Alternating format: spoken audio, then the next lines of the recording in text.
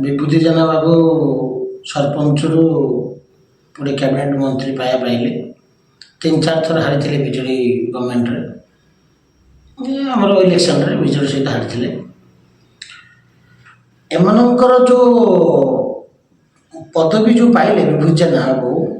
एमाने जो राजस्व को केते टंका आसुची जो तांकर जो माइंस अच्छी राजस्व विभाग केते टंका सरकार को आसुची आंक पाखु केते जाउची आपण माने सांबादिक बंधु माने से तर्जमा करंतु प्रत्येक वर्ष प्रत्येक मासरे बाली आंध्र को जाउची हम ओडिशा बाली आइरे विभूति जेना सब जानिक भी चुप जतलो आम सरकार थिले हमको विरोध करथिले एमिति बड़ा ठीक नाही बाली सेमिति ठीक नाही मान सेमिति ठीक नाही एबे से केमिति होउची मो पचाउची आपण गणमाध्यम रे विभूति जेना बाबू को आपण गोटे कैबिनेट मंत्री कि आपण को जानतरे आपण को लोक इडी रे जेरा होउची बाली आंध्र को केमिति जाउची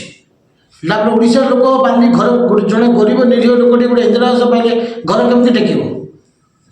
जो अगर हम कहबे जो बर्तन होउची ए बंतरे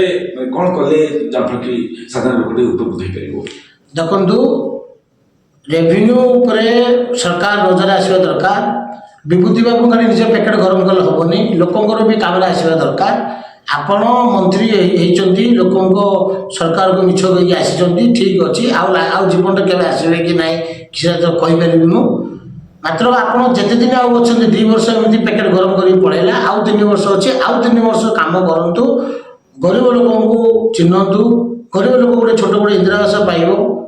से गोटे बाली गोटे दवा दरकार आप सब आंध्रा को देदेले शेष ओडिशा बाली शून्य हो बहुत धन्यवाद जहाँ आप जो कथा कहले जे बाली शून्य हो ठीक अच्छे कि कथा कि ये बाबद में आपणकर जिले में जो मैंने कि सहित जोड़ी होती प्रथमे राज्य सरकार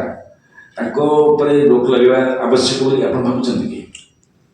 राज्य सरकार जो रोक न लगे आगामी दिन में विजु जनता दल राजरास्ता को लेके प्रतिवाद कर